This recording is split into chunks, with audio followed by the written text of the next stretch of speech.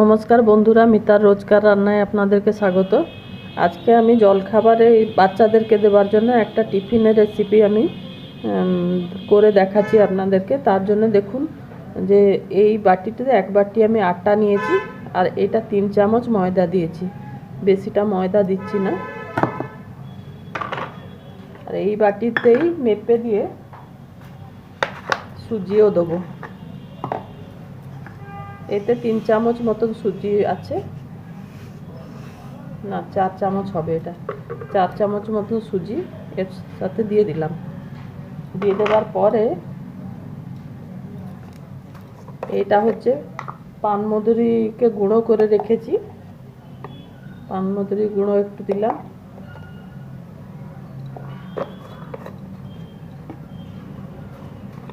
এটা গোলমরিচের গুঁড়ো, গোলমরিচের গুঁড়ো 1 চামচ দিচ্ছি।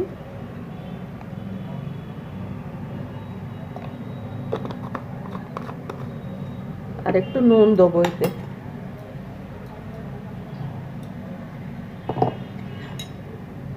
নুনটা অল্প একটু, এর 1/2 চামচের মতো নুন দিলাম। এবারে এই সবকে একসাথে মিশিয়ে দেবো, শুকনোগুলোকে।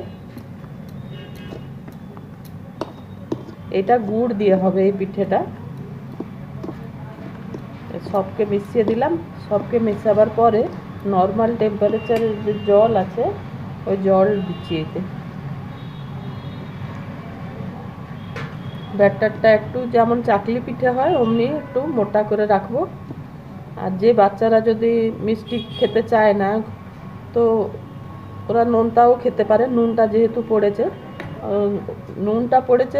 নোনতা খেলে ওর সঙ্গে সস ফস দিতে হবে। কিন্তু এই পিঠেটা যদি গুড় দিয়ে আমরা করছি, তো এর সাথে আর তরকারিও দরকার হয় না, খালিও খাওয়া যায়, যেটা কি টিফিনেতে বাচ্চাদেরকে দেওয়াও যাবে। আমি কিভাবে করছি একবার দেখিয়ে দিচ্ছি, আপনারা দেখুন। একে আরও জল লাগবে, পুরো মানে ঘন হয়ে আছে। যতটা জল লাগবে ততটা জল মেশাবো। জল মিশিয়ে এবারে আমি এতে গুড় দিয়ে দিচ্ছি। গুড় দিয়ে একে মিশিয়ে দিয়ে আধ ঘন্টা পর্যন্ত এটাকে ব্যাটারটাকে করে রাখবো। আমি তখন দেখাবো আপনাদেরকে গুড়টা যতটা লাগবে। এটা আখের গুড় আছে, দেখাচ্ছি আমি।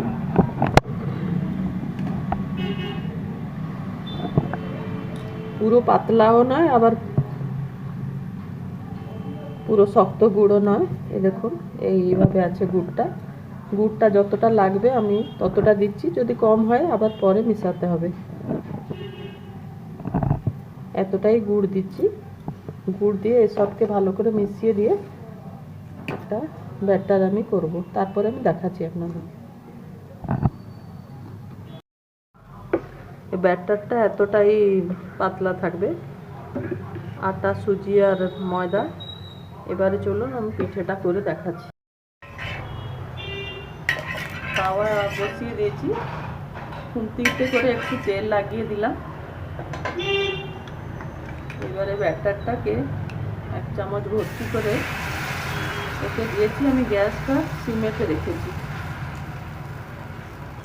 এইভাবে এটাকে একটু বড় করে দিচ্ছি, আর একটা ঢাকা দিয়ে দেবো। ঢাকা দিয়ে দিলে এটা তাড়াতাড়ি হয়ে যাবে একটা একটা করে। এবারে একটা পাশ হয়ে গেছে, আর একটা পাশে উল্টে দিচ্ছি। এটাও হয়ে গেছে। গ্যাসটা একটু হাই করে দিলাম, মাঝে একবার কমিয়ে দিচ্ছি, আবার একটু বাড়িয়ে দিচ্ছি। এইভাবেই করতে হবে। বেশি জোরে গ্যাসটা যদি জোর থাকে পুড়ে যাবে। গুড়ের আঠাটা আছে তো তাই লেগে যাবে। এটা হয়ে গেছে।